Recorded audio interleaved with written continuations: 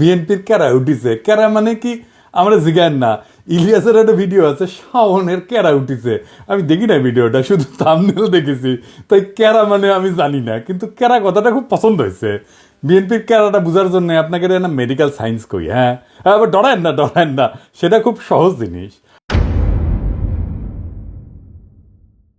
হাঙ্কারের শরীরে একটা রোগ প্রতিরোধ করার ক্ষমতা আছে। এটার ইংরেজিত কয় ইমিউনিটি। এই ইমিউনিটি আছে জন্যই আমরা এত দূষিত পরিবেশে দূষিত খাবার খাইয়াও নিত্যদিন রোগে ভুগি না। শরীরে ছোট ছোট যোদ্ধা কোষ আছে। শরীরে জীবাণু বা ভাইরাস ঢুকলে তারা জয় বাংলা করে দেয়। শুধু জীবাণু বা ভাইরাস না, আরেকজনের কিডনি, চোখের কর্নিয়া, আরেকজনের কলজিয়া আমার শরীরে যদি ট্রান্সপ্লান্ট করে ঢুকে দেয় না, করে তো তাই না? কিডনি নষ্ট হলে লাগে দেয় না আরেকজনের কিডনি, উঙ্কা তো সেটাও কলে খাইয়া দেয়। ওই যে একজনের কিডনি নষ্ট হলে আরেকজনের কিডনি নিয়ে লেগে দেয় না আরেকজনের শরীরে, এটা কয় ট্রান্সপ্লান্ট আর কি। তো ওই ট্রান্সপ্লান্ট করলে না ওই যোদ্ধা কোষ খাইয়া দেয় কলে, বুঝছাও? ওই যে যেটা ট্রান্সপ্লান্ট করছে, যেটা ঢুকাইছে, সেই জন্য ট্রান্সপ্লান্ট করার পরে মেলা ওষুধ খেতে হয় ওই যোদ্ধা কোষগুলোকে থেমে রাখার জন্যে, চেপে রাখার জন্যে। তো ওই যোদ্ধা কোষের কেরা হইলে নিজের শরীরের রূপে নিজেই ঝেপে পড়ে। তার মানে শরীরের এই চামড়া মনে হয় তার নিজের চামড়া না, এটা অন্যের চামড়া। ব্যাস, তাহলে শেষ, শরীরে সোরেসিস হবে। এটা ছবি দেখে দেন, দেখিছেন কি বিচ্ছিরি অবস্থা। এটা করলে কোনো সোয়াসে রোগ না, ওই যে কেরা হয়েছে, বুঝছাও? রিউমাটয়েড আর্থ্রাইটিস মানে বাতের মতো আর কি। তো এটাও কেরা, হাত হুত বেঁকে বুকে যায়, ব্যথা তো আছেই। ছবি দেখান এডিটর সাহেব। তারপরে টাইপ 1 ডায়াবেটিস। ডায়াবেটিস করে দুই ধরনের, টাইপ 1 আর টাইপ 2। হ্যাঁ, তো টাইপ 1 মানে যেটা জন্ম থেকে হয়, তো ছোটবেলাতেই হয়। এটাও কলে ওই কেরা রোগ, বুঝেছেন? তো এটা ডাক্তারি ভাষায় কয় অটো ইমিউন ডিজিজ। আমি যদি ডাক্তারি বই লিখলামিনি, তাহলে এই রোগ রে লিখলামিনি নিজের নিজেই মারে। এত খারাপ কথা কেঁকে করে লেখা যায়, তাই কেরা রোগ লিখলামিনি। কেরা ইনকা কেরা হয়েছে বিএনপি। ওই নিজের দলের ইতিহাস, ঐতিহ্য, অবদান, এমনকি জিয়া খালেদার সিলসিলার বিরুদ্ধে দাঁড়াইছে। কেমনে দাঁড়াইছে আসেন দেখি। জিয়াউর রহমান বাংলাদেশের রাজনীতিতে কয়েকটা বেসিক মৌলিক কন্ট্রিবিউশন আছে, অবদান আছে। কি কি? 1 নাম্বার, তিনি বাকশালী শাসন থেকে গণতান্ত্রিক ব্যবস্থা উত্তরণ ঘটাইছিলেন। এর ইন্টারেস্টিং ব্যাপার হইতেছে যে বাংলাদেশই পৃথিবীর ইতিহাসে প্রথম এবং একমাত্র দেশ যা মার্শাল ল অধ্যাদেশ দিয়ে গণতন্ত্রের উত্তরণ ঘটেছিল। আমরা এই প্রসঙ্গে পরে আসবো, কারণ বিএনপির কর্মীদের জানা উচিত যে তাদের নেতারা দলের আদর্শ, নীতি, উদ্দেশ্যের সাথে কি বিপুল প্রতারণা কইরা দলটারে ধ্বংস করিচ্ছে। 2 নাম্বার, জিয়াই বাংলাদেশের নাগরিকদের প্রথম পলিটিক্যাল আইডেন্টিটি দিচ্ছেন। পলিটিক্যাল আইডেন্টিটি খুব গুরুত্বপূর্ণ একটা জাতির জন্য, এটা দেশের জন্য, রাজনৈতিক জনগোষ্ঠী হিসেবে গড়ে ওঠার জন্য। আমার জনগণ কোথায় ভারতীয় জনগণের চাইতে আলাদা, আমরা কিভাবে পশ্চিমবঙ্গের বাংলাভাষী বাঙালির চাইতে আলাদা, এইটা 72-এর সংবিধানে ছিল না। এটা জিয়ার খুবই মৌলিক কন্ট্রিবিউশন। 72-এর সংবিধানে আমরা বাঙালি জাতি, বাংলাদেশের সকল নাগরিকের জাতিসত্তা বাঙালি। আমরা কি সবাই বাঙালি? ইন্ডিয়া মুক্তিযুদ্ধের সময় পোস্টার করে দিছিল যে বাংলার হিন্দু, বাংলার বৌদ্ধ, বাংলার খ্রিস্টান, বাংলার মুসলমান, আমরা সবাই বাঙালি। না, আমরা সবাই বাঙালি না। বাংলাদেশের স্বীকৃত 50টা নৃগোষ্ঠী আছে: চাকমা, মারমা, সাঁওতাল, গারো, ত্রিপুরা, বম, ম্রো, হাজং, খাসিয়া, আছে না? আমাদের এই ছোট দেশে 47টা ভাষা আছে, কি বিপুল বৈচিত্র্য আছে। সবাইকে আপনি বাদ দিয়ে দিবেন বাঙালি কয়া? এই যে ইনক্লুশন, সবাইরে নিয়ে আসা, এটা কে করেছে? জিয়া করেছে, আমাদের বাংলাদেশি জাতি পরিচয় দান কইরা। 3 নাম্বার, বাংলাদেশকে পদানত রাখার ভারতীয় বয়ান মুজিববাদ, যা এই 72-এর সংবিধানের রাষ্ট্রীয় মূলনীতি 4টা: গণতন্ত্র, সমাজতন্ত্র, ধর্মনিরপেক্ষতা, বাঙালি জাতীয়তাবাদকে জয় বাংলা করে দিছিল জিয়াউর রহমান। ধর্মনিরপেক্ষতাকে প্রতিস্থাপন করেছিল পরম করুণাময় আল্লাহর উপর পূর্ণ আস্থা এবং বিশ্বাস দিয়া। সংবিধানে বিসমিল্লাহির রহমানির রহিম যুক্ত করেছিল। আমি এক এক করে দেখাচ্ছি কি কি করেছিল। সংবিধানের প্রস্তাবনার প্রারম্ভে বিসমিল্লাহির রহমানির রহিম তো সংযোজন করেছিলেন। রাষ্ট্র পরিচালনার মূলনীতি হিসেবে 8-এর ক অনুচ্ছেদে লিখেছিলেন, সর্বশক্তিমান আল্লাহর উপরে পূর্ণ আস্থা এবং বিশ্বাসী হইবে যাবতীয় কার্যাবলীর ভিত্তি। 8-এর ক অনুচ্ছেদের আর এক রাষ্ট্রীয় মূলনীতি সমাজতন্ত্রের পরিবর্তে লিখেছিলেন, অর্থনৈতিক এবং সামাজিক ন্যায় বিচার অর্থে সমাজতন্ত্র। 25-এর 2 অনুচ্ছেদে রাষ্ট্র ইসলামী সংহতির ভিত্তিতে মুসলিম দেশগুলোর মধ্যে ভ্রাতৃত্ব সম্পর্ক সংহত, সংরক্ষণ এবং জোরদার করিতে সচেষ্ট হইবে, এই মর্মে নতুন অনুচ্ছেদ সংযোজন করেছিলেন। ধর্মভিত্তিক রাজনৈতিক দল গঠনের উপরে সাংবিধানিক বাধা অপসারণ করেছিলেন। একদলীয় বাকশাল ব্যবস্থা বাতিল করেছিলেন এবং সুপ্রিম কোর্টের একটা মৌলিক এখতিয়ার পুনর্বলবৎ করছিলেন। এই সুপ্রিম কোর্টের মৌলিক এখতিয়ার কি, যা জিয়া আবার বলবৎ করেছিলেন? কি সেটা? খুবই গুরুত্বপূর্ণ, আসেন এরা বুঝে দেখি। এটা বুঝতে হইলে বাকশালের দুইটা জিনিস ভালো করে বুঝতে হবে। বাংলাদেশ নামের যে রাষ্ট্র 1971 তৈরি হয়েছিল, সেই রাষ্ট্রটাকে কার্যত ধ্বংস করে দেয় বাকশাল।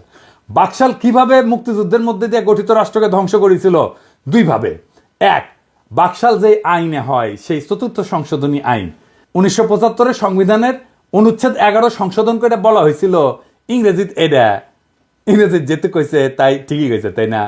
এটা বাংলা করলে দাঁড়ায়, সংশোধনের আগে সংবিধানের অনুচ্ছেদে 11তে লেখা ছিল যে প্রশাসনের সর্বস্তরে জনগণের নির্বাচিত প্রতিনিধিদের মাধ্যমে জনগণের অংশগ্রহণের কথা বলা ছিল। এটা বাতিল করে দেওয়া হলো। অর্থাৎ রাজনৈতিক নেতৃত্ব বা সোজা বাংলায় শাসক নির্বাচনের ক্ষমতা আর রাষ্ট্রীয় কাজে রাজনৈতিক জনগোষ্ঠী হিসেবে জনগণের অংশ নেওয়ার ক্ষমতাই থাকলো না। এই কাজটাই করেছিল হাসিনা, বিনা ভোট, নৈশ ভোট, দামি ভোট কইরা। এটাই ইন্ডিয়ান প্ল্যান, যে বাংলাদেশের ভূখণ্ড থাকবে, মানুষ থাকবে, কিন্তু নেতা নির্বাচনের ক্ষমতা থাকবে না, যেটা হাসিনা করেছিল। 2 নাম্বার, সংক্ষুব্ধ কোনো নাগরিকের আদালতে যাওয়ার একটা মৌলিক অধিকার ছিল 44 অনুচ্ছেদে। বাকশাল সংশোধনীতে সে খোদ 44 অনুচ্ছেদকে বিলুপ্ত করে দেওয়া হয়। একই সাথে 102 অনুচ্ছেদে সুপ্রিম কোর্টকে দেওয়া অধিকার, অর্থাৎ সংক্ষুব্ধ কোনো নাগরিকের আবেদন শুনতে এবং প্রতিকার দিতে নির্বাহী বিভাগকে আদেশ দেওয়ার আদালতের ক্ষমতাকেও বাতিল করে দেওয়া হয়। মানে রিট আপনি করতেও পারবেন না, আদালত রিট শুনতেও পারবে না। রিট জিনিসটাই বাতিল করে দিছিল। সোজা কথায় 4th সংশোধনী আইন রাষ্ট্রের নাগরিকের সংক্ষুব্ধ হওয়ার মৌলিক অধিকার রদ করে দিছিল। এটা জিয়া পুনরায় বলবৎ করছিলেন। এইটা আদালতের একটা মৌলিক ক্ষমতা, রিট গ্রহণ করার ক্ষমতা, রিট শোনার ক্ষমতা। এই বৈপ্লবিক পরিবর্তনটা সংবিধানে ছিল কিভাবে? 5ম সংশোধনীর মাধ্যমে। এই যে যা যা জিয়া করছিল রাষ্ট্র গঠনের ক্ষেত্রে, তাই 5ম সংশোধনী। শুধু তাই না, জিয়ার শাসনের বৈধতা ছিল 5ম সংশোধনী। সেই 5ম সংশোধনী ছিল আওয়ামী লীগ সিপিবির গলার কাটা। তাই এইটার একটা ব্যবস্থা করেছে কিভাবে? এটা বাদ দিতে পারলেই অবিকৃত বাকশাল ফিরে আসে। এটাই ছিল আওয়ামী লীগ সিপিবির প্রজেক্ট। ইনফ্যাক্ট এটা ইন্ডিয়ান প্রজেক্ট। 5ম সংশোধনী বাদ দিয়া দেয় হাসিনা আদালতের রায়। ওইটা মুন সিনেমা হলের মালিকানার রায়ের মধ্যে সামে 5ম সংশোধনী বাতিল করে দেয় হাসিনা। ফলে জিয়ার শাসন আইনত বাংলাদেশে এখনো অবৈধ। বিএনপি যদি জিয়ার সংবিধান চাইতো, মানতাম। ওই জিয়ার সংবিধান থাকলে হাসিনার ফ্যাসিস্ট শাসন চালু করতে পারতো না। জিয়ার সংবিধান হচ্ছে 5ম সংশোধনীর সংবিধান। সেইটা বিএনপি চায় না, চায় 72-এর সংবিধান। নিজের ইতিহাস, নিজের ঐতিহ্যের বিরুদ্ধে দাঁড়াইতেছে বিএনপি। বিএনপির কেরা উঠিছে, তাই নিজে দাঁড়াইতেছে জিয়ার বিরুদ্ধে। এইবার বলেন, এই বিএনপি তৃণমূলের কর্মীরা আপনাদের আবেগের সাথে, জিয়ার রাজনৈতিক উত্তরাধিকারের সাথে আজকের বিএনপি বেইমানি করছে কিনা আপনি বলেন? কার জন্য করছে এটা জিজ্ঞেস করেন আপনাদের নেতাকে। কার সাথে সে জিয়ার রাজনৈতিক ঐতিহ্যের বিরুদ্ধে দাঁড়ায় মুজিববাদী সংবিধান, 72-এর সংবিধান রক্ষার জন্য উঠা পড়া লাগছে? আমারে বলে আমি বিএনপি বিরোধী। হইতেই পারি বিএনপি বিরোধী, কিন্তু বিএনপি তো জিয়া বিরোধী হয়েছে। আমি তো জিয়া বিরোধী না। আসুক বিএনপির নেতারা আমার সাথে বাহাস করতে এই ইস্যুতে, তাদের জবাব দিতে হবে কেন তারা জিয়ার সংবিধানকে ত্যাগ কইরা মুজিববাদী সংবিধান রক্ষায় নামিছে।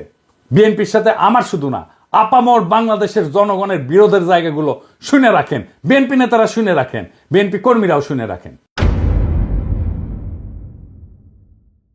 1 নাম্বার, বিএনপি আওয়ামী লীগকে ভোটে আনতে চায়, আমরা এটা চাই না।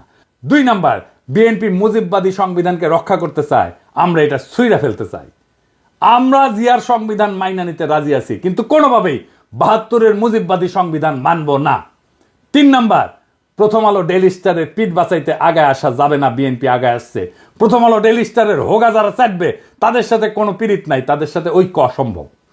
4 নাম্বার, বিএনপিকে ভারত প্রেম ছাড়তে হবে। বিএনপি ভারতের সাথে 2019 সালেও সম্পর্ক করতে গেছিল, পাত্তা দেয়নি ভারত। 15 অক্টোবর 2019-এ বিবিসিতে প্রকাশিত এক রিপোর্টে এভাবেই লেখা হয়েছিল কথাটা, দলটির পক্ষ থেকে গত কয়েক বছর ভারতের সাথে একটা ভালো সম্পর্ক তৈরির চেষ্টা অনেক সময় দৃশ্যমান হয়েছে। বিএনপির সিনিয়র কয়েকজন নেতা গত বছর মানে 2018 সালে ভারত সফরেও গিয়েছিলেন। তাদের সম্পর্ক তৈরির চেষ্টায় ভারত সেভাবে সাড়া দেয়নি।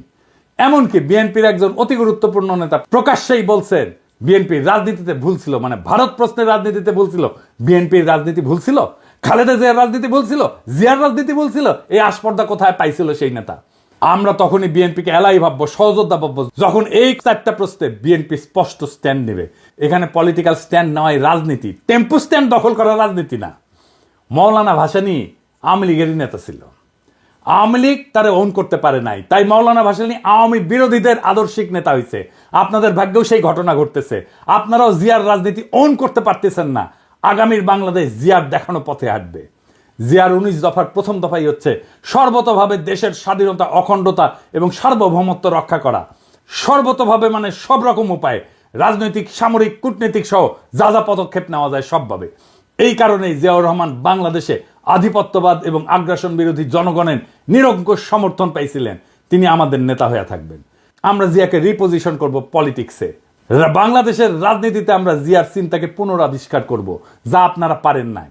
রাজশাহীতে ছাত্র রাজনীতি করার টাইমে আমরা স্টার সিগারেট খেতাম, কম পয়সা, টাকা পয়সা ছিল না, তো তাই তো এক বিএনপি নেতা আমাদের স্টার সিগারেট খাওয়া দেখে তাচ্ছিল্য করে কইছিল যে ওই বিএনপি করে গল্লিক খায়। গল্লিক মানে গল্লিফ আর কি, সিগারেট।